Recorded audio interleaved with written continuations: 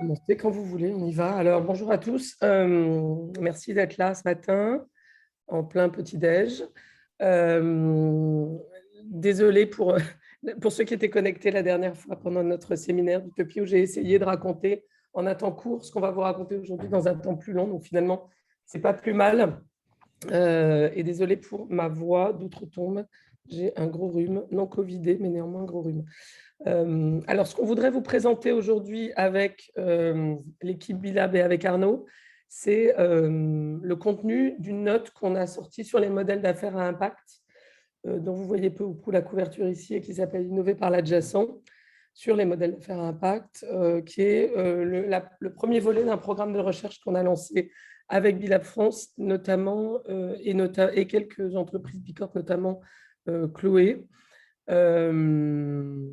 Qui soutient ce programme. L'objectif, c'est sur un an d'étudier, sachant que pour l'instant, enfin, Amici en parlera, il est possible évidemment avec la V7 du BIA que le statut des modèles d'affaires à impact évolue dans le questionnaire et dans la certification.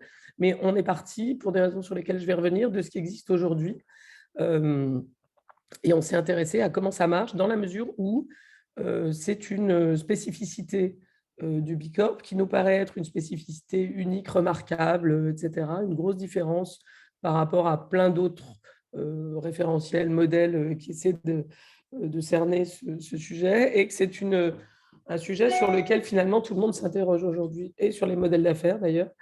C'est jamais très clair ce que c'est qu'un modèle d'affaires, tout le monde en parle, mais c'est un peu comme Dieu, personne ne l'a rencontré. Et l'impact aussi. Et alors, quand on mixe les deux, on peut avoir un peu toutes sortes de choses. Et ce qu'on s'est dit, je vais y revenir très rapidement en introduction, c'est que finalement, avec Bicorp, on avait non seulement un référentiel qui abordait ce sujet-là de manière sérieuse, avec des questions, des critères, etc., des scores, et une base de données d'études de cas dans le monde qui pouvaient nous aider à comprendre ce que ça voulait dire concrètement que de performer sur tel ou tel modèle d'affaires. Voilà. Donc, c'est ça qu'on essaie de creuser. En gros, le point de départ de ce projet, c'est qu'on voit bien les limites, en gros, de ce que nous, on appelle la RSE 1.0, mais on pourrait dire les limites de la RSE en général. C'est que OK, si une entreprise ne change pas fondamentalement son activité, son modèle économique, elle peut travailler et elle a une bonne dizaine d'années pour devenir vraiment hyper excellente là-dessus, je pense. Elle peut travailler sur sa performance opérationnelle, ce qui s'appelle dans le BIA d'ailleurs les impacts opérationnels, c'est-à-dire essayer d'abord de réduire les impacts négatifs de ses activités courantes, sans changer forcément celle-ci. Et puis, deuxièmement, d'essayer d'avoir même des impacts positifs au cœur de ces activités opérationnelles. En tout cas, une fois que l'essentiel du less bad, de la minimisation des impacts négatifs, a été fait. Mais on voit bien, au-delà de ça, que on a toute une série de chercheurs, d'économistes, etc., et d'entreprises qui se posent la question de comment je vais au-delà et comment j'intègre cette question de l'impact positif au cœur de l'ADN et du business model de ma boîte. Alors, ça rejoint pas mal toutes les réflexions qui ont lieu en ce moment sur comment on crée de la prospérité sans croissance et notamment évidemment sans croissance des impacts matériels de l'entreprise. Tout le mouvement, les termes varient. Hein. Vous avez les termes plus radicaux, collapsaux, un peu genre ralentir ou périr, et les termes plus post-croissance, qui est de dire non mais l'idée, il y a des choses qu'il faut faire croître, des choses qu'il faut faire décroître. La question, c'est d'arriver à avoir un business model qui fait croître ce qu'on voudrait faire croître, le bien-être, j'en sais rien, pourquoi pas les profits, etc. Et faire décroître ce qu'on voudrait faire décroître, c'est-à-dire notamment les impacts environnementaux, en prenant en compte les limites planétaires. Donc, faire croître tout ce qui est au-delà de ce que Kate Raworth appelle dans l'économie du donut le plancher social. Donc, faire croître toutes ces dimensions de besoins de l'humanité, tout en faisant décroître les impacts environnementaux pour rester dans les limites planétaires. Donc ça, c'est le cadre un peu de cette réflexion, avec l'idée que la transition écologique, comme disent certains penseurs sur le sujet aux États-Unis, elle est d'abord c'est d'abord une question de design. Nous, on a pas mal travaillé avec l'architecte et designer Bill McDonough qui dit tout ça, c'est une question de design. Et il faut concevoir les modèles économiques, les entreprises autour de cette question, de ces questions de sobriété, d'impact positif. Et on voit bien qu'il y a quand même un changement, un espèce de shift culturel à faire, d'où tous les travaux qui sont menés par les uns et les autres autour des nouveaux récits. On voit bien qu'il y a une différence entre, j'en sais rien, cette pub Cdiscount il y a quelques années pour une promo d'ordi qui dit mon vieil ordinateur fonctionne encore, mon ordinateur fonctionne encore, mais un accident est si vite arrivé, et la pub Patagonia qui dit n'achetez pas cette veste, ou les pubs Veja qui disent les baskets les plus écologiques, c'est celles que vous portez déjà en incitant à les réparer. Il y a quelques années aussi, à peu près au même moment que Cdiscount, il y a 5-6 ans, il y avait cette pub hallucinante de Carrefour, vous avez en bas, je ne vous ai pas mis le film, qui essayait de vendre un sèche-cheveux en promo en disant il est tellement en promo que même un chauve l'achète et l'utilise. Bon, voilà. Donc, on voit bien sur ces sujets, notamment de consommation à tout craint ou de fast consumption, de fast fashion et autres, qu'on est sur aussi un changement culturel. Mais le changement culturel, il n'est pas que chez les consommateurs, il est aussi dans les entreprises sur la façon dont on design, dont on conçoit le modèle économique et dont on va y revenir, on peut le faire évoluer, évidemment. Alors, on voit bien qu'il y a plein d'initiatives pour essayer de mesurer cette question de l'impact, plus ou moins convaincante. Et nous, la question qu'on se pose dans ce premier volet de cette étude, en tout cas, sur la base d'un certain nombre d'analyses de Bicorp dont Arnaud va reparler, c'est comment est-ce qu'on peut travailler son modèle économique vers l'impact. Et pour ça, un des enseignements de l'étude, mais c'est aussi un des points de départ, c'est de se dire il faut se libérer du mythe de la big idea, c'est-à-dire dire j'ai un business A aujourd'hui pour passer à mon business B qui serait impact, c'est le cas de le dire, business B. Il faut que j'ai une idée de génie un matin comme la pomme de Newton qui va me tomber comme sur Climène pendant son petit déjeuner. Soudain, je me dis ah mais c'est ça le business model de demain. Bon, là vous avez une petite citation du consultant Dave Snowden, qui d'ailleurs, pour l'anecdote, a été longtemps chez IBM, sans jeu de mots. Il dit l'erreur la plus fondamentale des 3 dernières décennies, je précise que ça n'a rien à voir avec l'existence d'utopie, qui se déroule aussi sur ces 3 dernières décennies, et d'essayer de concevoir un futur idéalisé au lieu de travailler le potentiel d'évolution à partir d'ici et maintenant, ce que lui appelle les possibles adjacents et dont Arnaud va reparler. Car il dit, en plus, si on cherche l'idée très disruptive, très différente, l'espèce de saut quantique dans l'inconnu, on n'arrive jamais à consensus, alors que c'est beaucoup plus facile sur le second, c'est-à-dire si je prends mon business model aujourd'hui, j'essaie de regarder quelle porte je peux ouvrir à partir de là où je suis, on arrive beaucoup plus à aligner un comité de direction, par exemple, des actionnaires, etc. Pour toucher du doigt ce que c'est qu'un modèle économique à impact et ne pas rester dans ce truc, tout le monde en parle, mais un peu comme Dieu à gauche, personne ne l'a rencontré, ni le modèle économique, ni l'impact, et les deux ensemble encore moins. On s'est dit, finalement, ce qu'apporte le BIS, ce qu'apporte le référentiel Bicorp, c'est unique. C'est-à-dire qu'on a 200 000 entreprises, et même plus sans doute aujourd'hui, qui ont utilisé le BIS. Ça représente, et 6 000 entreprises dont les scores, y compris les scores détaillés, sur les IBM sont accessibles. Donc, on peut voir qui a une note hyper élevée sur tel ou tel IBM, qu'est-ce qu'ils font de différent, j'allais dire, du commun des Bicorp, du commun des mortels capitalistes. En plus, quand on a regardé, on s'est dit, quand on déplie complètement le BIA, finalement, les impacts opérationnels, c'est 50% des questions, et les questions sur les IBM, c'est 50% du total des questions. Parce que souvent, quand vous faites le BIA, vous ne voyez pas, parce qu'il y a des questions à tiroir. Et si vous répondez non à la première, bah, vous ne voyez pas le tiroir avec les 25-30 questions complémentaires. Donc, 50% du total des questions, c'est vraiment une spécificité du BIA et de Bicorp. Il faut vraiment insister là-dessus. Par ailleurs, on a 23 IBM qui sont génériques, c'est-à-dire valables pour tout secteur. Et en plus, vous avez des IBM spécifiques sur les 3 secteurs qui ont un addendum qui sont la finance, la construction, l'éducation. Mais là, on s'est basé sur les 23 qui sont applicables à tout secteur confondus, en disant ça va nous permettre de lutter contre une forme d'impact washing, c'est-à-dire les gens qui disent non mais nous on est une société à impact sans être capable de, et moi je vois ça beaucoup dans les fonds, tous les fonds vous disent on est des fonds à impact, du coup ah oui on investit dans des boîtes à impact, et en fait après souvent ils viennent nous voir en disant concrètement qu'est-ce qu'on mesure en fait pour voir ça. Donc, ils se sont j'allais dire, labellisés ou pré-labellisés à partir d'une intention, ce qui est bien la première, d'ailleurs, le premier truc du design, c'est l'intention d'être à impact. Mais en pratique, après, comment on fait je trouve que le BIA apporte, déjà dans sa version 6, apporte une réponse. Et d'autant plus, donc, comme je le disais, là, je vous ai mis South Mountain Company, qui est la première Bicorp au monde.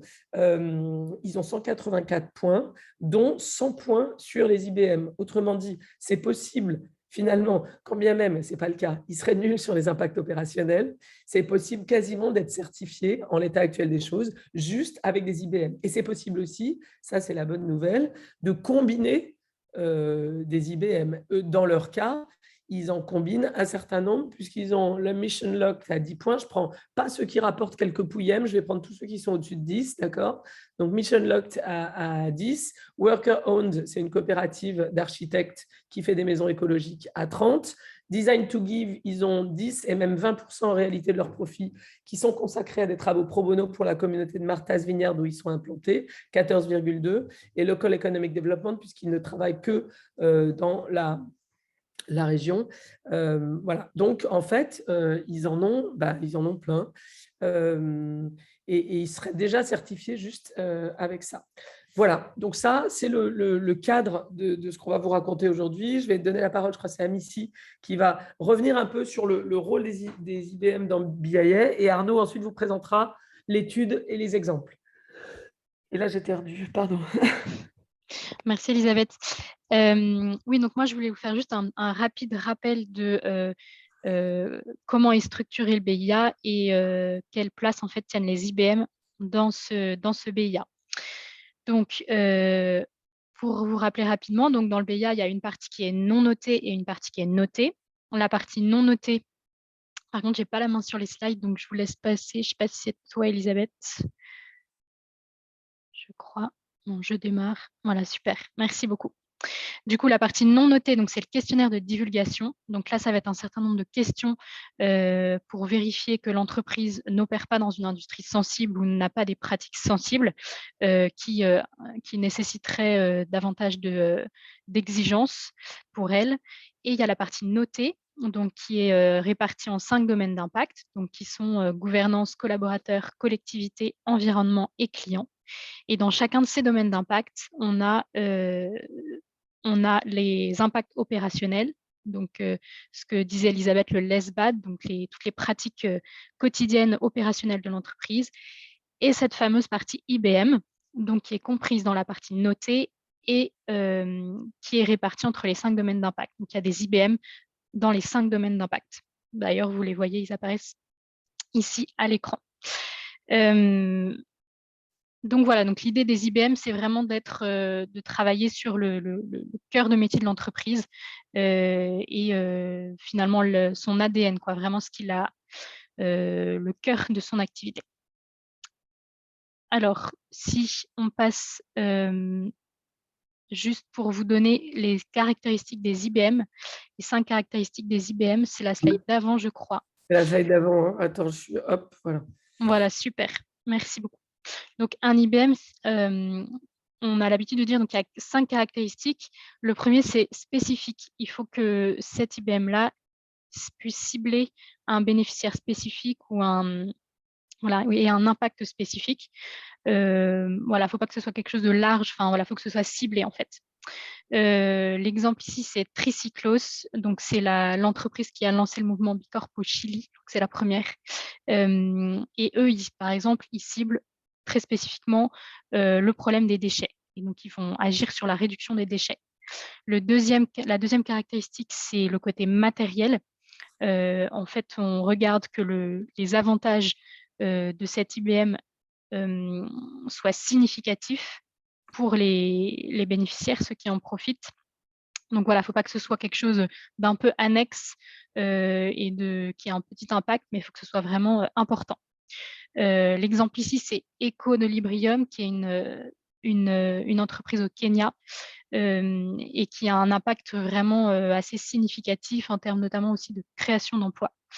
La troisième caractéristique, c'est vérifiable. Donc, l'idée, c'est que l'entreprise puisse, tout à fait dans la, dans la logique du BIA, puisse documenter et prouver l'impact de son IBM. Donc là, on a l'exemple de Culture en Culture Ample en Australie, qui est un service de mesure, voilà, qui propose un service de mesure et d'amélioration pour le bien-être des salariés. Donc là, typiquement, on a vraiment la question de la mesure qui est importante. Quatrième caractéristique, c'est durable. L'idée, c'est que ce ne soit pas quelque chose de one-shot, mais que ce soit vraiment inscrit durablement dans voilà, l'essence, la philosophie de l'entreprise, on va dire, et que l'impact puisse être vraiment récurrent. C'est l'idée de la récurrence. Donc là, l'exemple, c'est Bombas aux États-Unis, qui est une entreprise qui vend des chaussettes et des t-shirts. Et ils sont construits sur le modèle de Buy One, Give One. Donc, en fait, dès qu'on achète quelque chose chez eux, ils donnent quelque chose aux personnes en difficulté, qui ont besoin. Et donc, ça, ils se sont vraiment créés sur cet aspect-là. Donc, c'est quelque chose qui est vraiment sur le long terme. Et la dernière caractéristique, c'est extraordinaire, dans le sens où c'est vraiment quelque chose qui différencie profondément l'entreprise de la plupart des autres, en fait. C'est ce que les entreprises traditionnelles n'ont pas.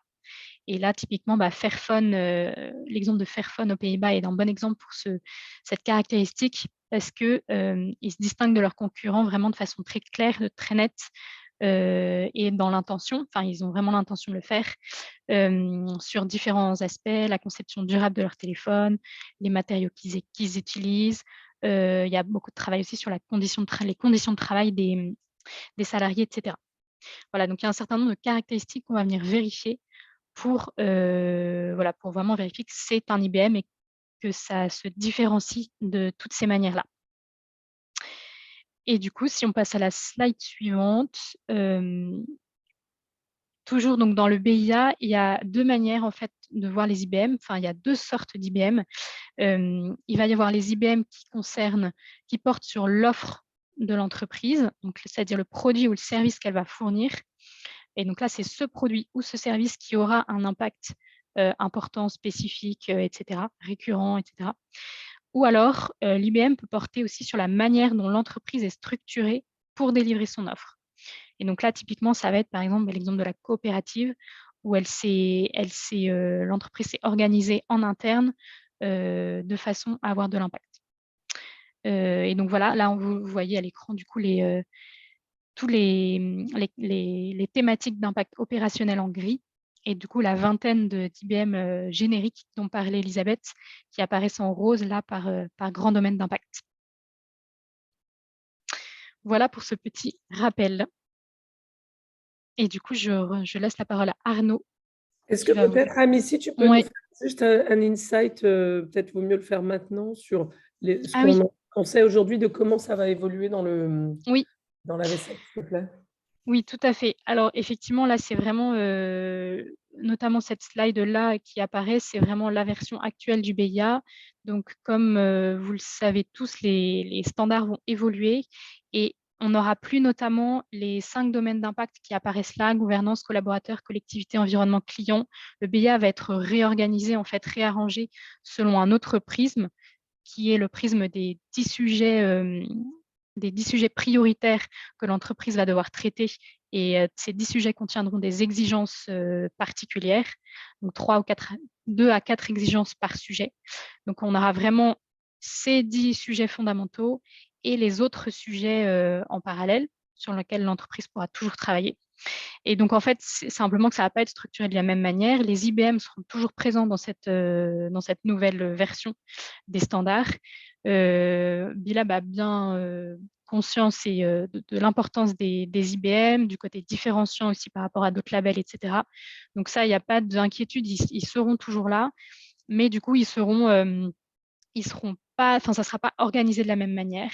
Et de la même manière qu'aujourd'hui, les IBM sont pas obligatoires pour pouvoir être certifiés. Ce que disait Elisabeth, c'est qu'on pouvait certifier avec 0 IBM et enfin voilà, c'est possible. Ce sera toujours possible dans la future version. Les IBM ne seront pas obligatoires. Mais voilà, les entreprises qui souhaitent travailler sur les IBM auront des exemptions en fait sur le traitement des autres sujets. Donc voilà, il y a un peu un redimensionnement du BIA. Il y aura ces 10 sujets fondamentaux et les IBM parmi, à côté. Voilà. Merci beaucoup. Je crois, juste pour préciser, parce que je relisais hier le script d'un entretien avec Dan, qui est le patron des standards chez Bilab, qu'on a fait en vidéo avec Bilab sur Change Now et dont on va sortir bientôt le résumé en vidéo. Là. Et je relisais le script et lui, il disait que sans IBM, pour info, sur le fonctionnement actuel, on peut atteindre jusqu'à 140 points aujourd'hui. Donc, il y a quand même une bonne marge de progrès juste sur les impacts opérationnels. Et je pense et sur IBM seul, je pense qu'on peut largement atteindre aussi le même score. Donc, en fait, je montrais tout à l'heure South Mountain qui a 100 points juste en IBM. Je crois qu'on en a regardé un autre dans une étude de cas là récemment, Dr. Bronner, pareil, ils ont 100 et quelques points, même un peu plus, je crois. Donc voilà, c'est intéressant de regarder vraiment ces deux dimensions ensemble. Alors, je vais faire défiler les slides pour Arnaud et lui laisser la parole. Non, voilà, le problème, c'est qu'il faut... Voilà. Vas-y. Merci Elisabeth. Bonjour tout le monde. Enchanté, parce que je ne suis pas forcément connu dans la communauté Bicorp, Leader. Ouais, effectivement, on a réalisé une étude à partir du printemps dernier qui est partie un peu d'une intuition où on a commencé à regarder un peu les bases de données des entreprises qui avaient validé des IBM et surtout les entreprises qui avaient des scores élevés dans les IBM. Et on s'est rendu compte que les entreprises qui avaient atteint un certain niveau de score élevé, ce qui n'est pas rien, parce que ce n'est pas évident déjà d'ouvrir un IBM, d'ouvrir le champ, mais d'avoir un score élevé, c'est encore moins évident, vous le savez sûrement. Et du coup, on s'est rendu compte qu'il y avait quand même une première intuition, c'est qu'il y avait un lien, je peux mettre la suivante, Elisabeth, je pense que ça permettra de... S'il te plaît. J'ai oublié que cette citation, oui. Je vais y revenir dessus après. On a une première intuition qui était que, effectivement, l'impact et la notion même de rentabilité, de viabilité économique était loin d'être différentes, opposées, séparées. L'objectif de Bicorp repose sur l'impact et pas forcément de juger la rentabilité ou la viabilité d'un IBM, mais le fait est qu'on a commencé à s'apercevoir qu'il y avait vraiment un lien entre les deux. Et ce n'est pas étonnant, comme le dit Dan jusqu'ici, c'est qu'effectivement, il n'y a rien de plus durable qu'un IBM. C'est ce qui est l'ADN de l'entreprise, c'est ce qui est profondément ancré dans l'entreprise. Et forcément, l'intuition qui consiste à dire une entreprise qui arrive à avoir un score élevé dans un IBM, c'est une entreprise qui, à un moment donné, a réussi à le corréler parfaitement à son modèle d'affaires, donc à sa création de valeur. C'est assez simple de dire ça, mais c'est parti de cette intuition-là. Et du coup, quand on a commencé à reprendre l'outil, si vous reprenez aujourd'hui le questionnaire, je crois que c'est la slide suivante, je ne l'ai plus tout à fait en tête d'ailleurs, je pense qu'il y avait une décalage, c'est parfait, c'est celle-là. Si vous reprenez les questions qui sont relatives aux IBM, en fait, vous apercevez que l'exigence qui est demandée pour avoir un maximum de points sur chacun des IBM impose de facto de le corréler à la création de valeur. C'est-à-dire qu'aujourd'hui, il faut prouver son intention, prouver de l'intensité, l'amplitude, c'est-à-dire la capacité à avoir un IBM qui soit important dans le chiffre d'affaires de l'entreprise. Et donc, il y a d'autres éléments sur le suivi, le management de l'impact.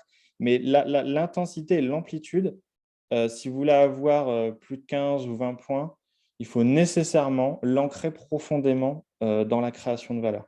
Et donc, en fait, ce qui est très intéressant avec la manière dont le questionnaire traite les IBM, c'est qu'à partir d'un certain seuil, et c'est ça qui nous a intéressés, il est évident qu'on ne peut pas avoir un score élevé sans que ça soit corrélé à la création de valeur, donc à la rentabilité de l'entreprise. Et le truc qui nous a vraiment intéressés, c'est de se dire, mais est-ce qu'on ne pourrait pas aller voir ces entreprises qui ont atteint un certain seuil et d'essayer de comprendre comment elles ont fait. Parce que la thèse, un peu, le point de départ de cette étude, c'est de dire qu'effectivement, cette exigence doit forcément se retrouver, donc l'exigence sur le purpose doit forcément se retrouver dans le for profit, parce qu'en gros, l'entreprise a forcément trouvé la solution pour faire en sorte que l'impact puisse jouer sur la compétitivité de l'entreprise, c'est-à-dire la maîtrise des coûts, la différenciation de l'offre, le fait de pouvoir ouvrir un nouveau segment de marché, la capacité à trouver des nouveaux revenus, la capacité à être beaucoup plus résilient. D'ailleurs, on l'a vu, il y a une petite étude, un petit questionnaire qu'on a réalisé avec Utopie qui montrait que les entreprises Bicorp avaient été plus résilientes durant la crise Covid. Et donc, en fait, ce qui est assez intéressant, c'est de se dire, mais quel est le code, on appelle ça le code source. Qu'est-ce qui permet en fait à une entreprise d'à la fois de jouer sur le for purpose et le for profit? C'est quel est son code source, un peu son secret. Et ça peut être quelque chose qui a trait à l'organisation, à la production de l'entreprise, à la manière de distribuer. Mais voilà, quel est ce code source qui permet vraiment de faire qu'à un moment donné, on puisse avoir un maximum de points sur l'impact. Et nous, notre thèse, c'est qu'on ne peut pas avoir un maximum de points sur l'impact si on n'a pas réussi la manière de corréler ça à la création de valeur. C'est impossible. Sinon, on reste dans le à côté du business ou on reste dans le domaine de l'opérationnel. La spécificité de l'IBM et l'intérêt du questionnaire, c'est qu'il impose de corréler les deux. Et donc, c'est ça qui nous a intéressés. Et on a cherché à comprendre comment les boîtes qui avaient des scores élevés arrivaient à corréler les deux. Donc, du coup, on a mené une petite étude empirique. C'est la slide suivante, s'il te plaît. Donc, on a réalisé une étude empirique qu'on a continuée d'ailleurs. Aujourd'hui, elle est toujours en cours, puisqu'il y a un travail de constitution d'une base de données. Mais en tout cas, à la date à laquelle on a arrêté l'étude, on était sur un échantillon de peu plus de 200, ce que nous on appelle des Best for Impact, le clin d'œil au Best for the World de Bicorp. En fait, ce sont des entreprises qui donc ont répondu au questionnaire, qui sont certifiées et qui cochent au moins un IBM avec au moins 15 points, c'est-à-dire un score ce qui est plutôt élevé. Je ne sais pas si 15 points sur un IBM, c'est déjà pas mal. Et donc, on s'est intéressé à ces entreprises qui, effectivement, cochent un ou deux IBM. Mais en général, il y a assez peu d'entreprises qui ont plus de 15 points dans deux IBM. En général, on le retrouve dans un ou deux, où on a peut-être 10 points dans un second, mais ce n'est pas évident d'avoir plus de 15 points dans deux IBM simultanément. Même si ça présente un certain intérêt, on aura peut-être l'occasion d'en reparler, mais il existe la capacité à travailler simultanément sur plusieurs IBM peut aider l'entreprise. Donc ça, c'est un point qui est assez intéressant. En tout cas, on a filtré les entreprises sur ce critère-là. Et on a aussi ajouté un second critère pour s'assurer qu'on était sur des entreprises avec un minimum de viabilité. Donc, c'est-à-dire, on a pris un seuil de 500 000 € de revenus, tel que on les trouve dans la base, tel que renseigné dans la base Bicorp, et 3 ans d'existence. C'est-à-dire, ce qui nous a intéressé, c'était de avoir des entreprises qui étaient capables de reproduire un modèle d'affaires au moins sur 3 ans. Donc, ça sécurise, ça montre qu'en fait, l'entreprise est capable de développer un modèle d'impact significatif sur au moins 3 ans. Et donc, on est sur 228, on a travaillé sur 228 entreprises. Aujourd'hui, on en a ajouté une grosse centaine de plus dans la base. Et on continue de travailler dessus, comme je le disais. Donc, on a travaillé sur un échantillon d'entreprises avec un score global de 105. Donc, vous voyez, c'est plutôt élevé, mais ce n'est pas forcément si élevé, parce il y a beaucoup de Bicorp qui développent des IBM avec 80-90 points. Donc, on peut dire souvent, le fait d'avoir un IBM fort permet de décrocher la certification par rapport à ce qu'on disait juste avant. Le score moyen qu'on a, c'est plus de 26 points. Donc, le score moyen de l'IBM sur lequel on a travaillé, c'est 26 points. Donc, c'est quand même beaucoup. Et puis, on est sur un CA moyen de plus de 18 millions d'euros. Bon, alors, il y a un écart type important parce qu'on a des très grandes entreprises et des plus petites. Et donc, ces Best for Impact, on a vraiment cherché à comprendre leur code source et ce qu'elles avaient réussi à hacker. Ce truc qui leur permet d'être à la fois très forte dans l'impact et à la fois viable parce que les deux vont ensemble. Et c'est ça vraiment qui nous a intéressés. Et donc, c'est la slide suivante, s'il te plaît.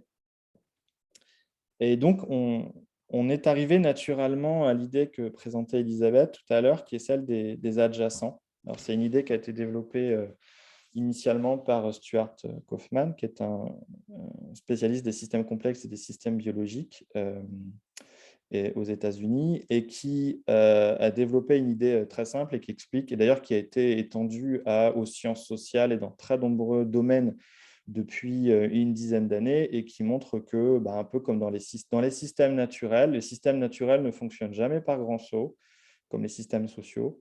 Ils fonctionnent par petits sauts, par ce qu'on appelle les opportunités adjacentes, c'est-à-dire dans la nature, c'est plus facile, ça demande moins d'énergie d'aller explorer une opportunité adjacente, une porte voisine, que d'aller explorer des choses qui sont très, très lointaines. Bon, c'est la même chose dans les systèmes économiques.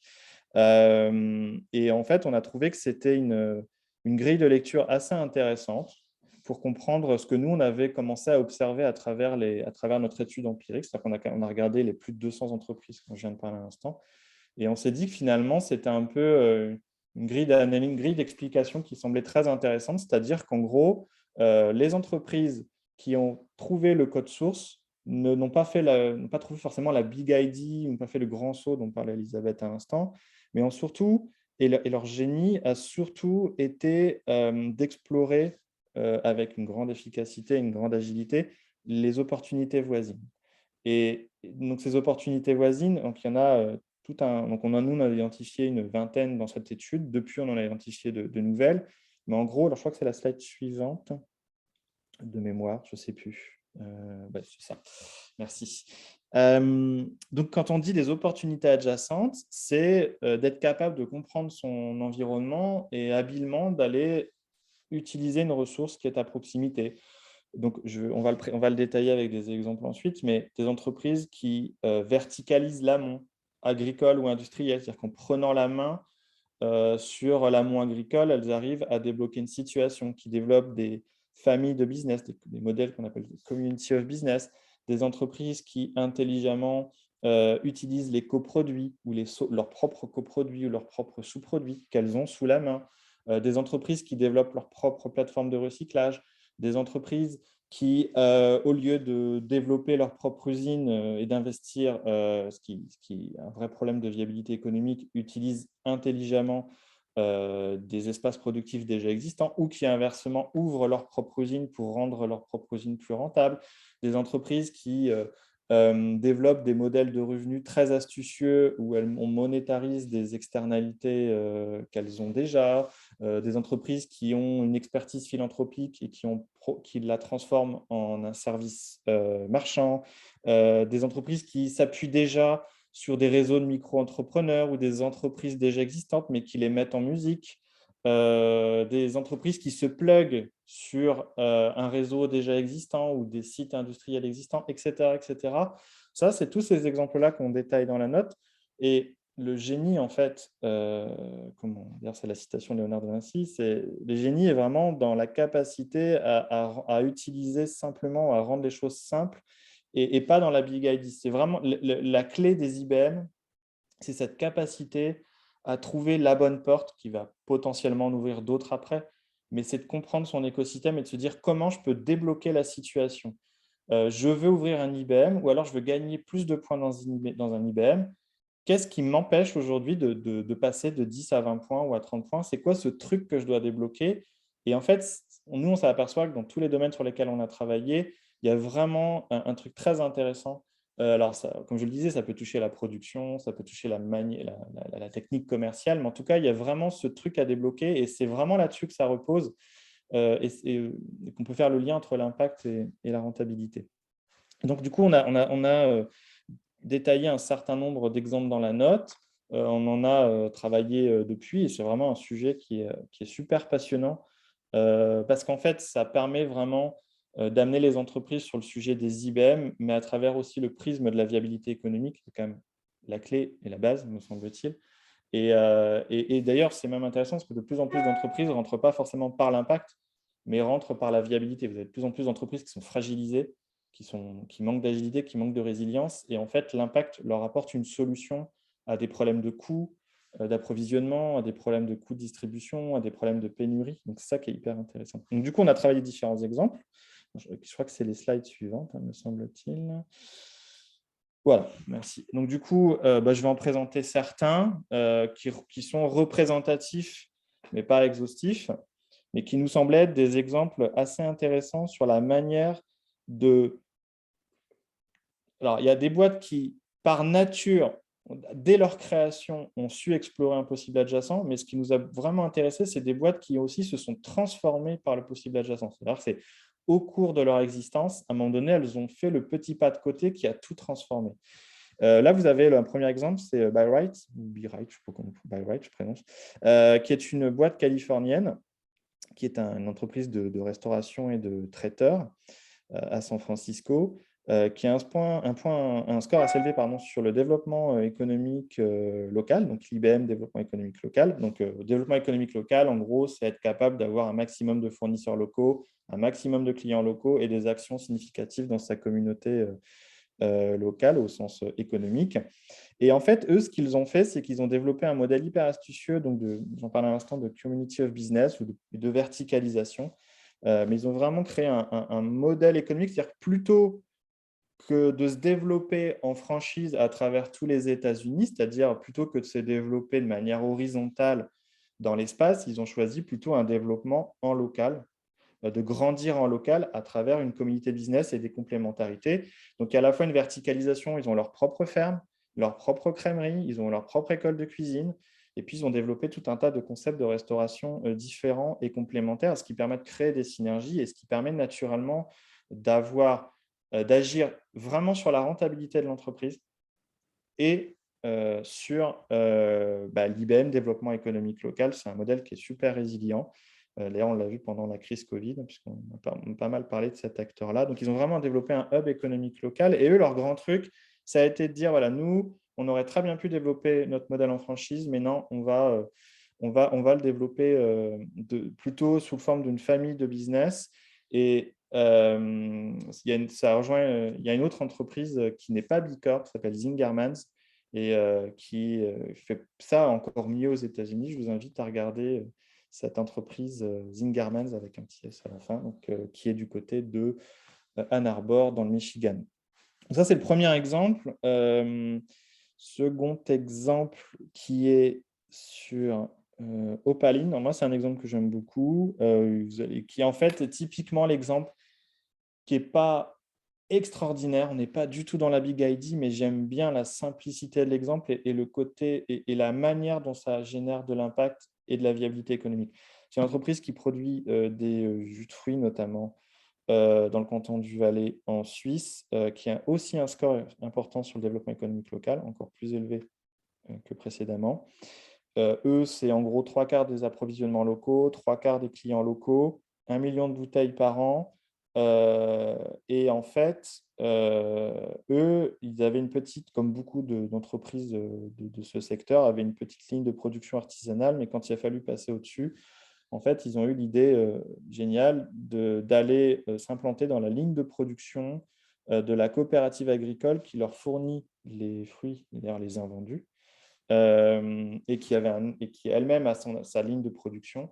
Et ils sont venus se greffer sur cette ligne de production, faire du co-manufacturing, ce qui a rendu le modèle complètement viable économiquement, versus un truc où il aurait fallu investir assez massivement dans sa propre ligne de production. Et ça leur permet aussi d'avoir directement la main sur les invendus dont ils se servent. Et ça leur permet aussi de développer en collaboration des systèmes de de consignes de bouteilles recyclées aussi. Et donc ça, c'est hyper intéressant parce que ça permet vraiment, c'est ce petit truc qui permet vraiment à l'entreprise d'avoir de l'impact et d'être viable. Alors, il y a un autre exemple. Donc là, c'est des exemples sur le développement économique local.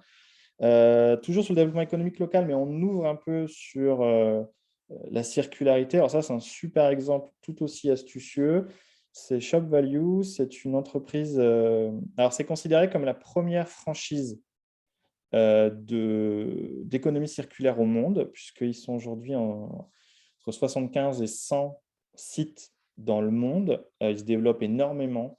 Et leur concept est génial. En fait, eux, ils récupèrent les baguettes qu'on trouve dans la restauration asiatique, pardon, et ils collectent ces baguettes et avec ça, et dans des micro-usines locales, ils produisent des meubles, des objets de décoration en partenariat avec des designers locaux. Donc, parfois, on les retrouve même dans les restaurants. Et d'ailleurs, c'est des super beaux objets. Un petit aperçu ici. Et eux, en fait, le truc qui a été le truc vraiment astucieux, c'est qu'ils ont développé leur propre plateforme de collecte de baguettes en partenariat avec tous les restaurants asiatiques. Donc, il faut quand même avoir un marché assez important parce qu'il faut suffisamment de restaurants.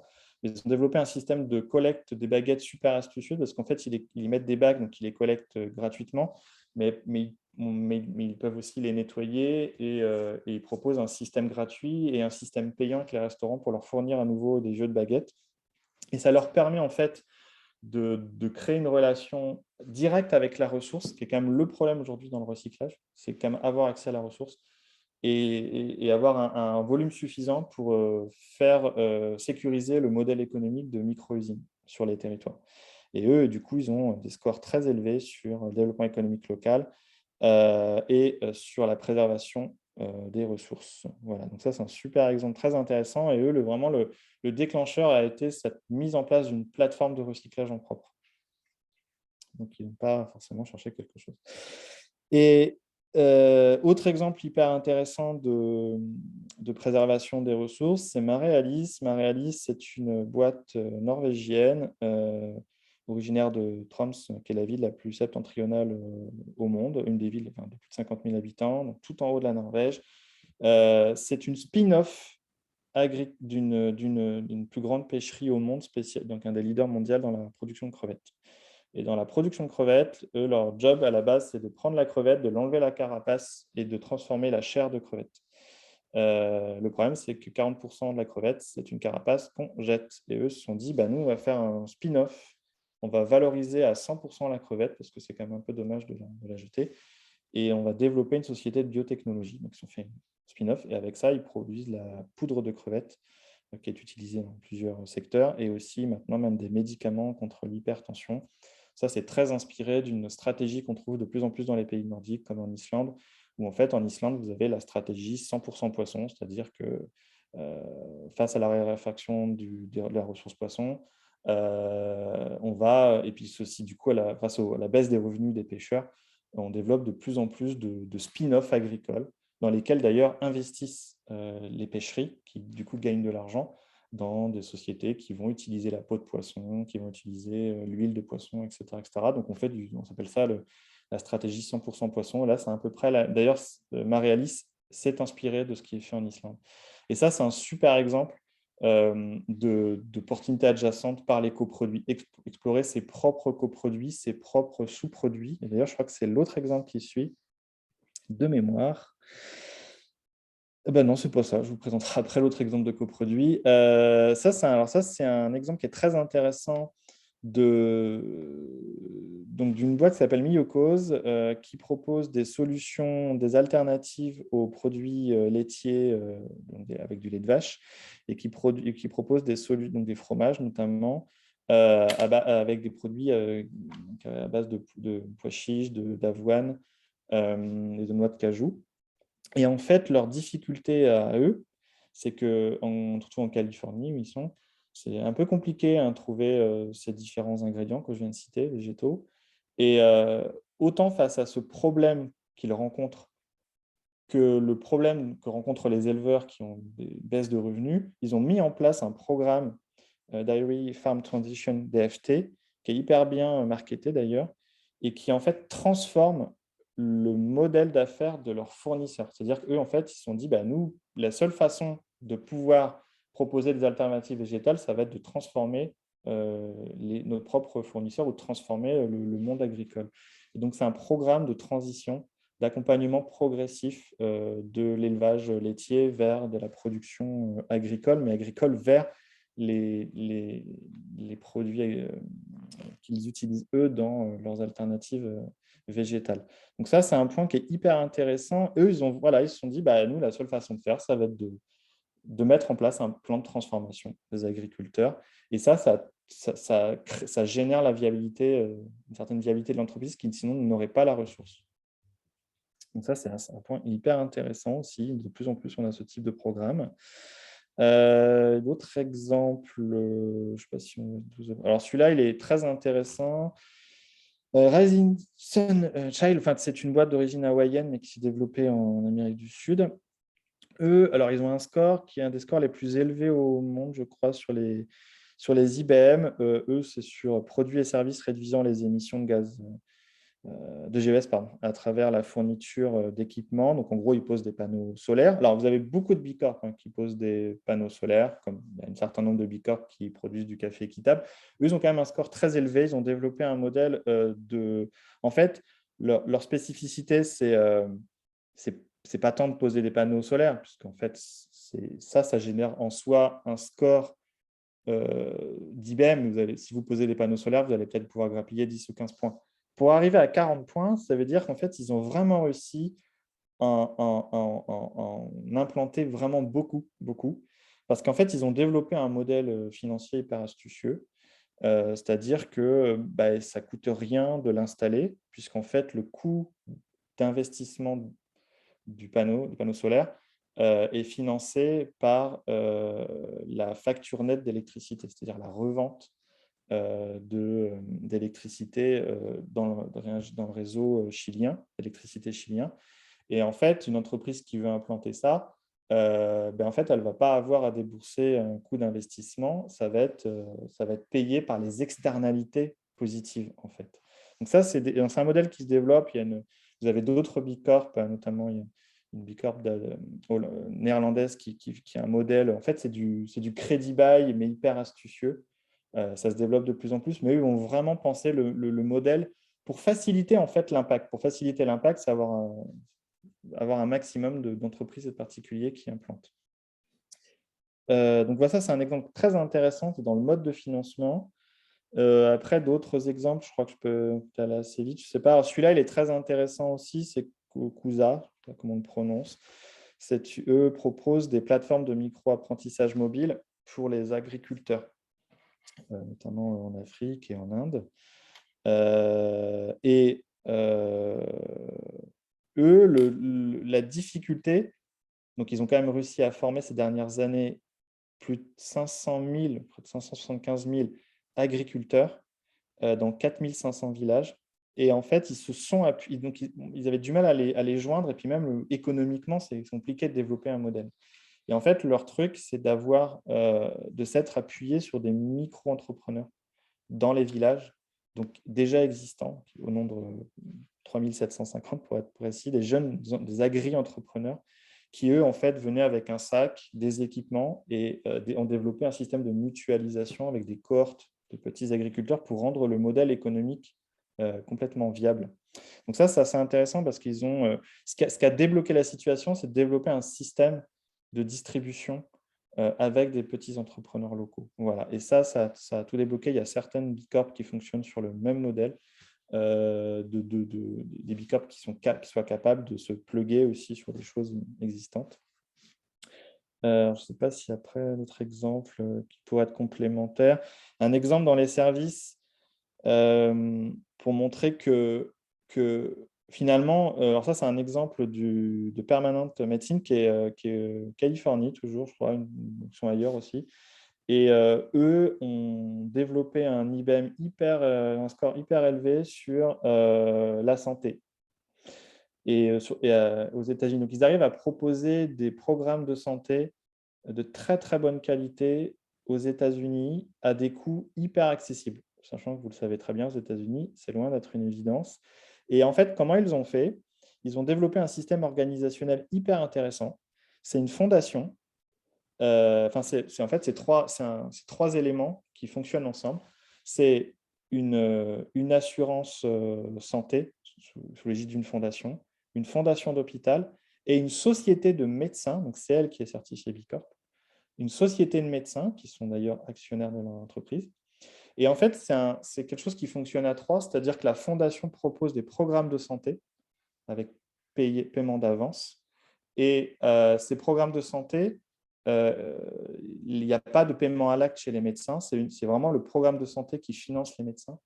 Et du coup, tout le monde s'y retrouve parce que il y a une vraie programmation dans les hôpitaux, donc ça permet d'être hyper efficient au niveau de l'hôpital. On a des gens en bonne santé, donc ça coûte pas très cher, ça coûte moins cher à l'assurance santé.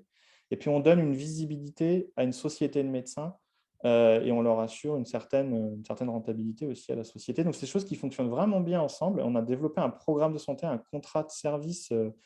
On a contractualisé une performance de santé, mais parce qu'en fait, on a juste mis ensemble une assurance santé, une fondation d'hôpitaux et une société de médecins. C'est comme si aujourd'hui, on avait une mutuelle d'assurance santé en France qui avait sa propre fondation, ses propres hôpitaux et sa propre société de médecins. Le fait de faire travailler tout le monde ensemble, ça crée des synergies et ça permet d'avoir un impact et de la viabilité économique. Voilà. Ça, c'est quelque chose qui est… Voilà, il n'y a pas de… rien de révolutionnaire, c'est juste quelque chose qui est hyper bien pensé. Et puis voilà, après, on avait d'autres exemples, je ne sais pas si on a encore le temps. Il y avait Wawami, qui est une entreprise italienne qui propose, qui existait en fait, je crois, par le passé, mais qui a dû être rachetée et qui propose de l'eau minérale en bouteille à la base, plastique. Après, ils ont petit à petit développé du plastique recyclé, puis ils sont allés vers d'autres contenants, notamment métalliques. Et en fait, leur modèle économique à la base était basé sur la philanthropie. C'est-à-dire qu'en gros, à chaque fois qu'on achète, c'est du modèle Buy One, Give One, hein, que vous connaissez, et à chaque fois qu'on achète un litre d'eau, on s'engage, eux s'engagent toujours à en donner 100 à des communautés, notamment en Éthiopie, donc avec des travaux sur des puits, etc. Sauf que ce niveau de philanthropie a un certain coût. Et pour maximiser, pour garder ce niveau, parce qu'ils ont un score très élevé, ils ont 28,4 sur philanthropie, pour avoir une grande partie de leur chiffre d'affaires qui est dédié à la philanthropie, parce qu'il n'y a rien d'évident, hein, parce que moi, souvent, à les discussions, j'entends souvent dire oui, oh, c'est pas un vrai IBM, l'IBM philanthropie, parce que il suffit juste de donner une partie de son chiffre d'affaires. Maintenant, il faut quand même pouvoir donner une partie de son chiffre d'affaires. Et eux, en fait, pour arriver à maintenir ce système viable, ils ont décidé de prendre leur expertise de philanthropie et d'en faire un service marchand. C'est-à-dire, ils ont dit, bah, nous, on va aller voir des entreprises et on va leur faire une stratégie eau. Et donc, du coup, ils développent une ingénierie avec des données et puis ils accompagnent les entreprises et ces entreprises participent à leur même projet depuis en Éthiopie. Donc, en fait, la philanthropie est devenue un service marchand. Voilà, c'est juste ça. Et ça leur permet aujourd'hui d'avoir un score hyper élevé sur la philanthropie, sinon ils ne pourraient pas financer ça. C'est le fait d'avoir simplement le fait de vendre des canettes d'eau aromatisée et parallèlement d'avoir des projets en Éthiopie n'était pas assez rentable. Donc ils ont dû, sans les services B2B à d'autres entreprises, ils n'auraient pas pu viabiliser l'impact et leur modèle. Et puis voilà, je crois que c'était le dernier exemple, hein, je ne sais pas, c'est l'exemple français de Lemon Tree, que vous connaissez bien, qui a deux IBM majeurs sur la préservation des ressources et un second sur l'embauche de personnes éloignées de l'emploi. Et ce qui est hyper intéressant avec Lemon Tree, ça a été, c'est comme ça que nous on l'analyse, ce qui facilite l'impact, c'est la capacité du modèle économique à se plugger sur des sites déjà existants. C'est-à-dire cette capacité à avoir su développer une gamme de modèles en marque blanche qui permet de se plugger sur tous les sites commerciaux, sur tous les sites touristiques, sur des sites d'entreprise, et d'être capable de se plugger partout et donc de faciliter la gestion du tri, ce que n'ont pas forcément réussi d'autres boîtes du secteur ou d'autres boîtes concurrentes. C'est cette capacité vraiment à se plugger sur des sites existants avec une approche personnalisée et puis aussi une dimension incitative des bons d'achat. C'est-à-dire que ce n'est pas simplement on met un bac, c'est on le personnalise et on le pense pour qu'il se fonde le mieux possible dans le site dans lequel il va aller. Si c'est un magasin, il y a des bons d'achat avec un truc en marque blanche, etc. C'est ça vraiment qui a permis la diffusion massive de ce concept. Et donc là, voilà, et là, on est vraiment pile poil dans la solution de se dire, mais voilà, finalement, la solution, c'était le génie est là, en fait, et de pouvoir trouver la solution pour l'implanter partout. Et donc, je crois que j'ai fini sur les exemples. Voilà. Et donc, en fait, l'idée, c'est de dire que, et c'est tout le génie, en fait, de ces entrepreneurs et tout l'intérêt pour les consultants ou pour ceux qui travaillent sur les IBM, c'est de se dire que l'enjeu, c'est facile à dire et en même temps, ça demande un peu de travail quand même, c'est de trouver la bonne porte à ouvrir. C'est-à-dire que si pour passer de 10 à 30 points sur un IBM, il va falloir trouver la bonne porte, ouvrir la bonne porte, mais la porte qui est forcément à côté, qui touche tout un tas de domaines à travers les exemples que je vous ai montrés. Et tout l'enjeu, c'est d'arriver à trouver cette porte-là. Et c'est ça, en fait, qu'on souhaitait partager avec vous. Et c'est là où, du coup, il y a tout un programme de recherche en cours avec Bilab qui s'ouvre. Je vous remercie. Voilà, merci Arnaud. Alors, il y a quelques questions. Il y avait une question de Charlotte. Il y a une question pour toi à laquelle tu peux réfléchir. Moi, je réponds à la première qui était peut-être plutôt pour moi. La question, c'est on a beaucoup d'exemples de produits. Est-ce que tu as on vous demandait des exemples de services, même si d'une certaine façon, Wami, c'est un exemple de service, puisque en tout cas dans l'innovation. On a des. Bah, en fait, alors, dans la première version de la base, on s'est volontairement concentré sur des IBM avec une certaine matérialité. C'est volontaire parce que il y a une surreprésentation de services au sein de la communauté Bicorp. Et on voulait vraiment s'intéresser à ceux-là parce qu'en fait, c'est aussi ceux-là qui représentent la majorité des demandes de beaucoup de nouveaux entrants. Donc, on s'est vraiment concentré sur des entreprises qui avaient une certaine matérialité. Alors, on a quand même commencé à travailler sur des entreprises de services, de commerce, de plus en plus. On a volontairement mis de côté, mais on va revenir dessus, sur les services financiers et tout ce qui est architecture, design, qui en fait ont des IBM particuliers. Donc, volontairement, on les traite à part. Après, sur les services, il y a celui que je citais sur la santé, l'idée de la contractualisation. On a commencé à travailler un petit peu les commerces, le retail. Alors, sachant qu'il n'y a pas forcément beaucoup non plus de retailers au sein de Bicorp, on a beaucoup qui sont classés en retail mais qui ne le sont pas. Après, on a aussi mis un peu de côté les acteurs de notre secteur. Alors nous, on a fait on a initié une propre réflexion sur les acteurs du conseil, dont on fait partie pour la plupart, et qui n'est pas présente dans cette étude, mais que nous, on a forcément initié au sein d'Utopie. Et là, il y a des codes sources, il y a aussi des techniques par exemple, dans le domaine du conseil, tout l'enjeu, c'est l'IBM principal, c'est l'amélioration de l'impact, c'est comment avoir l'impact maximal. Et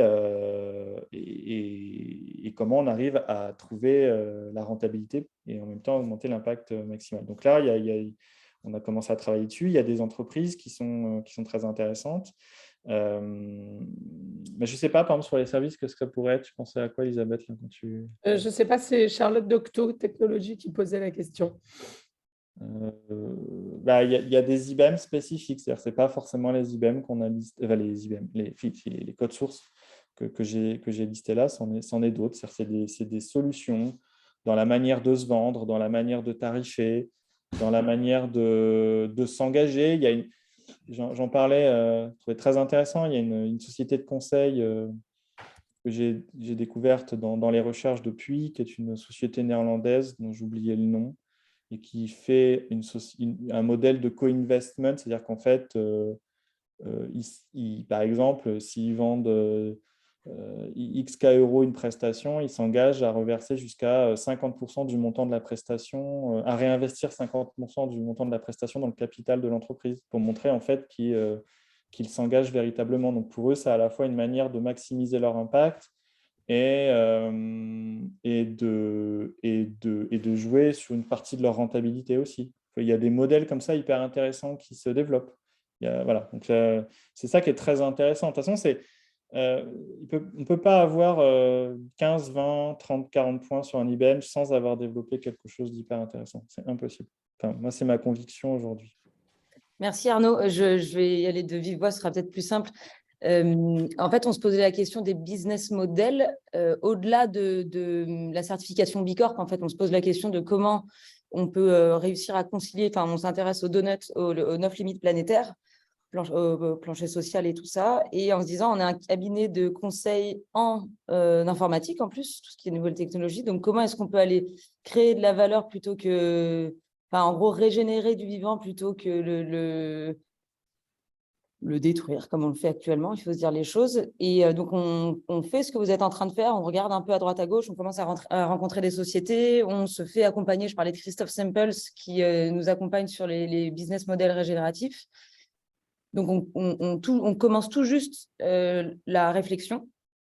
Et donc, les sociétés que tu as listées, les exemples sont hyper intéressants. Et je me demandais si on avait des exemples de transformation de sociétés de services un peu proches du domaine d'Octo pour voir déjà si c'est possible sans radicalement changer la raison d'être de l'entreprise, en fait. Je ne sais pas si c'est plus clair comme ça.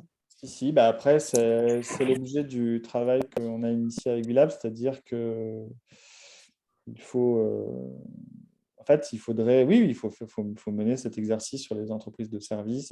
Après, c'est pour ça que j'aime beaucoup, moi, le prisme B Corp, c'est quel IBM on prend. C'est-à-dire que moi, typiquement, sur les cabinets de conseil, l'IBM Amélioration de l'impact, on se rend compte que les boîtes qui ont plus de 20 points sur amélioration de l'impact, elles ont toutes trouvé quelque chose qui est hyper astucieux. Je peux pas tout... Parce que j'allais dire, en fait, même tout en disant on ne le fait pas pour B Corp, on le fait au-delà de B Corp, nous, justement, la lecture qu'on propose, c'est de dire, vu le nombre de boîtes qui veulent travailler là-dessus, et vu le fait que le BIA est en accès libre, ça reste pour nous, quand bien même les boîtes ne seraient pas du tout intéressées par la certification B Corp, et quand bien même le prix n'est pas comment j'améliore mon score, ce qui peut l'être pour les B Corp, mais pas nécessairement. L'idée, c'est que ça offre, c'est un outil hyper précieux pour travailler ce sujet-là. D'abord parce que ça met des étiquettes sur ce que sont les IBM, donc on a déjà 23 à explorer, alors que sinon, la réflexion sur les modèles économiques à impact régénératif, etc., moi, je trouve que ça reste très haut. Et du coup, oui, ça atterrit pas du tout dans des trucs concrets, à part cette idée qui est assez même culpabilisante, je trouve, pour les chefs d'entreprise, qu'il faudrait qu'ils aient une idée complètement disruptive qu'évidemment, ils n'ont pas. Et qu'en général, quand ils ont, ça teste, on en fait un prototype quelque part qui représente 0,03% du chiffre d'affaires, donc on ne voit pas bien. Donc, on se dit, ah ben non, mais ce n'est pas ça. Et je trouve que déjà, là, dans cette première...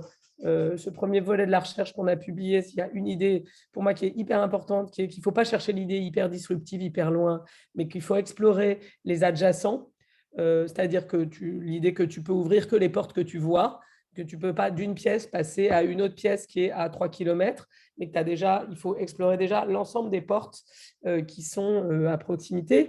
Et donc, l'enjeu, ce n'est pas tellement d'améliorer le score B Corp, c'est d'utiliser B Corp comme un outil pour progresser, évidemment. Oui, comme un référentiel au-delà de... Alors, c'est vrai que nous, c'est au-delà du gain de points. Non, mais c'est ça, on s'en fout. En fait, à la fois, je pense que ça peut permettre, parce qu'en réalité, quand tu regardes, et si tu regardes l'exemple de la coopérative d'architectes dont j'ai parlé, à South Mountain, si tu regardes dans mon bouquin, je les ai interviewés, donc c'est assez... Ils ont évolué au fil du temps. Ce n'était pas une coopérative à la base, ils le sont devenus. Au départ, ils faisaient que de la construction bois. Ils ont ajouté la vente d'équipements solaires. Ils ont ajouté le pro bono. Ils ont ajouté l'ancrage local à Martha's Vineyard, puisqu'au début, ils n'étaient même pas là, ils étaient à New York, etc. etc. Donc c'est bien une évolution de l'entreprise qui fait qu'aujourd'hui, ils ont plus de 100 points sur les IBM. C'est pas, ça leur est venu comme ça. Donc, et ils ne l'ont pas fait, ils l'ont fait parce que ça avait du sens. Genre, finalement, B Corp, c'est une boîte à outils, donc ça te propose Mais ce que je trouve hyper intéressant, c'est que si tu dis « Ah non, mais on cherche un business model à impact ou on cherche à faire évoluer notre business model », au moins, là, en général, les gens blablatent là-dessus et personne ne sait ce que ça veut dire. Là, au moins, tu en as 23 que tu peux étudier. Ce qu'on veut faire avec ce programme, c'est aussi avoir cette base de données qui sera searchable, entre guillemets, explorable par IBM et par secteur, de manière à dire, bah, tiens, on va voir, et effectivement, on envisage peut-être au bout de l'année de faire quelques notes sectorielles, mais chaque secteur dit, ah non, mais il faudrait une note sectorielle pour nous. Et en vrai, tu peux dire, bon, bah, qu'est-ce qui marche pour, j'en sais rien, la mode, la cosmétique, le conseil. Bon, bah, on sait que sur le conseil, par exemple, et pour vous, ça doit être pareil, la dimension impact sur les clients, c'est celle qui marche le plus. C'est en fait le truc qui est hyper intéressant pour aborder les secteurs, c'est de regarder ce qui se fait, ce que nous, naturellement fait chez Utopie, mais c'est de regarder quels sont les IBM les plus préemptés par un secteur donné. Donc, ça, c'est une étape qui est assez intéressante, de se dire bah, quels sont les 2-3 IBM du secteur et de voir en fait comment les boîtes qui ont réussi à avoir des scores. Qu'est-ce que font les boîtes qui l'ont et surtout, comment elles ont réussi à craquer le truc, parce que c'est ça qui est très intéressant. Et dans l'exemple que je citais à l'instant, c'est-à-dire le fait de dire il y a une partie de mon chiffre d'affaires de conseil que je réinvestis potentiellement dans le capital de la boîte, ça a des avantages, des inconvénients, mais c'est une façon très intéressante, je trouve, de jouer à la fois sur sa rentabilité et sur son modèle d'impact. C'est pas en une fait, transformation pour le coup, c'est une évolution. On n'est pas je rejoins ce que tu disais, Elisabeth, c'est qu'on a l'impression qu'il faut sortir une idée. Mais moi, je pense qu'il y a un des trucs du mythe, un des trucs que cette note finalement invite à faire, c'est à se débarrasser du mythe de la transformation radicale qui va se passer du jour au lendemain et que tout le monde cherche, mais qui se produit nulle part. Et qui décourage plus qu'autre chose. Bah, je te dis, les mecs ont l'impression juste, enfin les dirigeants ont l'impression qu'ils sont nazes. Tu fais des séquences de brainstorming avec des post-it, avec les équipes pour trouver un truc que tu trouves jamais. Quand tu regardes, nous, on a bossé avec Seb qui travaille la location. C'est rien du tout dans le business. C'est pas ça demain, franchement, qui va changer ce qu'ils vont faire. On a travaillé, nous, à un moment chez L'Oréal, ils réfléchissaient à des applis et des machins. C'est clair que ce n'est pas les applis qui vont remplacer les produits cosmétiques. Enfin, et donc, ce sujet-là, je pense que le sujet, c'est un des sujets qu'on aborde avec Dan dans la vidéo, mais ça a été biaisé aussi par l'arrivée de la tech. Alors, l'arrivée des applis, etc., du digital, de l'économie collaborative et autres, où les gens se disent « Ah non, mais en fait, c'est ça la disruption ». Et sauf qu'en fait, une boîte qui vend à quelques exceptions, enfin, si tu regardes même IBM qui a fait cette transformation-là, qui vendait des produits qui est passé à « je vends des services », ils ne sont pas passés au collaboratif, c'est juste, ils ont remplacé leur modèle. Donc, il y a des exemples de boîtes qui ont transformé leur modèle. Tu prends Netflix, qui louait des DVD et qui aujourd'hui vend des films en accès. Là, c'est tech-enabled, mais c'est pas… je pense que le sujet de la transformation radicale, ça bloque. En tout cas, c'est ça l'enseignement de cette première note. C'est que des boîtes qui ont réussi dans le cas de Bicorp à aller chercher beaucoup de points sur des IBM, ce n'est pas des boîtes qui ont transformé, en tout cas qui n'ont pas cherché une transformation radicale. L'intégration locale, verticale, c'est très radical en fait dans le business, mais ce n'est pas le type de transformation radicale dont on parle habituellement. Le génie est là parce que souvent, c'est une fois qu'on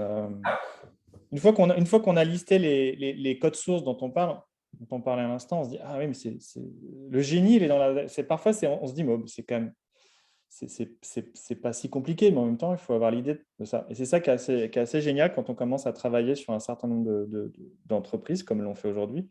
On va être bientôt sur 400 entreprises analysées de la sorte. C'est fou parce qu'à chaque fois, on se fait avoir, on se dit comment il a fait ? Ah ouais, en fait, c'est vraiment pas con. Mais en fait, on se rend compte que c'est pas si extraordinaire et en même temps, il faut vraiment le mettre en place. Alors après, il y a tout un tas de choses qu'on va sûrement travailler dans le cadre du programme de recherche. C'est-à-dire, il faut être capable de mettre ça en récit, c'est le pouvoir de la marque. Il faut être capable d'avoir un entrepreneur qui porte le truc. Il faut être capable, il faut aussi le déployer après. C'est-à-dire qu'il y a le petit saut dont on parle, mais il y a aussi la capacité à bien le déployer comme il faut. Donc ça, c'est aussi un autre sujet dont on reparlera. Il ne suffit pas d'ouvrir la porte. Ouais, vas-y, vas-y. Je voulais juste répondre, si on s'arrête dans pas longtemps, Charlotte, à ta question sur les mots. Ce que Charlotte disait, Arnaud, Oui, j'ai vu, ouais. il y a le shift culturel. Est-ce que ça ne suppose pas d'appeler les sujets autrement que RSE? Moi, alors franchement, nous, on va fêter nos 30 ans l'an prochain.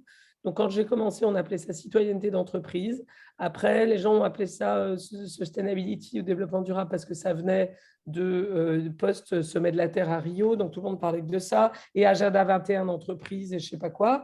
Ensuite, on a dit RSE. Maintenant, on dit impact positif ou régénératif. Franchement, moi, j'ai l'impression que, en vrai, chacun appelle ça comme il veut parce que le fond, je suis assez d'accord je suis assez d'accord en général sur le pouvoir des mots et que le fait que la façon dont on appelle quelque chose est déterminante. En même temps, depuis 30 ans, je vois beaucoup de gens arriver sur le sujet et dire « Ah non, mais il faut employer un mot nouveau pour expliquer que ce dont je parle, ce n'est pas du tout ce dont parlaient les gens avant moi. » Comme dit Delphine Orviller, on ne construit jamais que en montant sur les épaules de ceux qui nous ont précédés. Donc moi, je ne trouve pas ça inutile de reprendre les mots parce qu'in fine, on emploie des mots qui sont de plus en plus… oui, bah c'est sûr, c'est un agenda politique, mais justement, dans le politique, beaucoup de sociologues disent c'est très important de reprendre les mots. Par exemple, à l'époque où les ONG avaient longtemps milité pour la taxe carbone, et puis Sarkozy est arrivé avec un truc qu'il appelait contribution climat-énergie.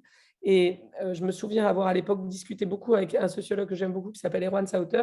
Il disait c'est complètement, Erwan Lecoeur, pardon, il disait c'est complètement débile parce qu'en fait, le fait de ne pas reprendre le terme qu'utilisent depuis 20 ans les gens qui militent pour ce truc-là, c'est une façon d'essayer de singulariser ton apport en disant non mais moi j'apporte un truc complètement nouveau, mais en même temps ça ne rend pas hommage aux gens qui ont porté ce sujet dans l'ombre ou dans l'alternative pendant des années. Donc je pense que au bout du compte, de changer les termes, on a des termes qui sont alors que les premiers ont été définis, alors je vous accorde que du coup, il y a beaucoup de référentiels, beaucoup de trucs un peu comme les ODD, machin, beaucoup de trucs un peu qui sont aussi perçus comme très contraignants, très tech, très un peu usine à gaz. Et du coup, les gens qui arrivent plus récemment avec des approches un peu nouvelles essaient de singulariser leur approche en prenant des termes nouveaux qui sont moins liés à ces trucs tech et un peu plus inspirants, parce que c'est aussi ça la limite de la chose.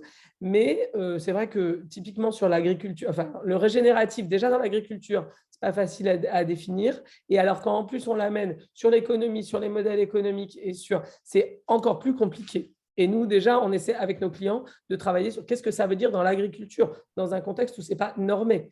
Et je ne dis pas qu'il faut des normes partout, je dis juste qu'à un moment, si on emploie des mots, c'est quand même pas si mal et qu'on veut essayer de les utiliser pour faire progresser les pratiques, c'est quand même bien de savoir de quoi on parle. Et donc, c'est quand même hyper compliqué. Donc, nous, sur les mots, on a tendance à dire à nos clients, écoutez, employez le mot qui vous arrange, culturellement, qui vous inspire le plus, qui va vous faire avancer le plus, en fait, et qui mobilise le plus vos équipes. Parce que ce qui est important, in fine, c'est quand même pas les mots, c'est juste ce que vous allez faire et ce que vous allez mettre derrière ces mots. Mais j'entends que voilà, oui, bah, moi je continue nous, on continue à utiliser RSE, on utilise impact, on utilise citoyenneté selon les clients. Et au fond, c'est quand même la même chose, hein, ce qui est derrière. Ce qu'on essaie de capturer dans les nouveaux mots, j'ai l'impression, c'est l'idée qu'il faut passer du less bad au more good, c'est-à-dire qu'on ne peut pas se contenter de minimiser les impacts opérationnels. Il faut aussi essayer d'avoir une contribution positive. Donc ça, c'est tout le truc de l'impact, c'est tout le truc du régénératif, etc., de réparer la planète et je ne sais pas quoi. Et puis, deuxième sujet, cette idée qu'on n'est pas à la marge du business, mais qu'on est au cœur de la stratégie et de l'ADN et du modèle économique. Juste pour compléter ce point, mais très rapidement, là, il y a des entreprises qui rentrent par le prisme de l'impact, mais aussi beaucoup d'entreprises qui rentrent par un prisme beaucoup plus business. Et tu parlais tout à l'heure de Christophe Sampels, je crois, qui, avant de travailler sur le régénératif, il y avait une autre notion que je trouve intéressante, moi, et qui est de vous retrouver dans tous les exemples que j'ai cités. Il travaillait beaucoup sur la notion d'efficience. En fait, il montrait que l'enjeu pour les boîtes, d'ailleurs, il a sorti une petite BD là-dessus, sur les nouveaux modèles économiques, où il travaille beaucoup sur la notion d'efficience. Et en fait, ces boîtes dont on vient de parler, comme toutes les autres qui pourraient venir vers Bicorp ou n'importe quelle boîte, en fait, ont besoin d'être beaucoup plus efficientes. Aujourd'hui, si ça déconne, c'est qu'en général, elles ne le sont pas suffisamment. Et toutes celles qu'on a citées, elles ont juste gagné en efficience. Elles ont trouvé la manière d'être efficiente. Et en étant efficient, on gagne en impact, on gagne en rentabilité. Et ce terme-là, il est aussi très intéressant, enfin ce domaine-là de l'efficience est très intéressant pour travailler avec des boîtes qui ne rentrent pas par l'impact, mais qui rentrent par l'impact parce qu'elles n'ont plus le choix, parce qu'elles ont des difficultés économiques et elles se rendent compte que par la circularité, par d'autres sujets de ce type-là, elles trouveront une réponse à leur modèle économique, à la viabilité de leur modèle économique. Donc c'est aussi un truc très intéressant. Je pense qu'il faut aussi, après c'est un petit peu l'objectif du travail, de relier les deux, le for profit et for purpose, mais cette notion d'efficience, moi, je la trouve aussi intéressante. Voilà. Peut-être pas pour toutes les entreprises, mais pour collaborer avec certaines, c'est vraiment ce que l'on fait dans les faits. Merci de vos réponses. Je pense que j'ai fait un peu exploser le timer. Mais je vous recontacterai probablement, Arnaud et Elisabeth, peut-être pour qu'on se rencontre avec aussi la partie de la direction qui réfléchit au sujet du côté d'Octo. Et voilà, pour nourrir la réflexion aussi et pas être que sur ce fameux business model régénératif dont on parle avec Christophe. Super. Merci beaucoup à tous en tout cas. Et puis n'hésitez pas, c'est le début d'une conversation, c'est vraiment pas la fin. On travaille sur d'autres exemples pour nourrir justement un peu vos réflexions, les réflexions de tout le monde, la compréhension par nous tous de ce que sont ces IBM. Mais nous, on a vraiment la conviction que c'est un outil vraiment hyper puissant qui est un peu caché dans le BIA aujourd'hui et notamment qui est caché, d'une certaine façon, qui se révèle au fur et à mesure de la progression des entreprises, puisqu'au début, on est plutôt sur les impacts opérationnels en général. Voilà. Vous les avez en print, les études que vous avez publiées ou alors, deux choses peut-être à préciser. Elle est en cours d'impression là en français et elle est en cours de traduction en anglais également. Okay. Et pour la recevoir en version papier, il faut fais-nous un mail et on le gardera en tête dès qu'on l'a. Ça marche, je fais ça. Merci. Super, merci beaucoup. Ciao. Bonne journée. Merci. Bonne journée. Au revoir. Merci, bonne journée.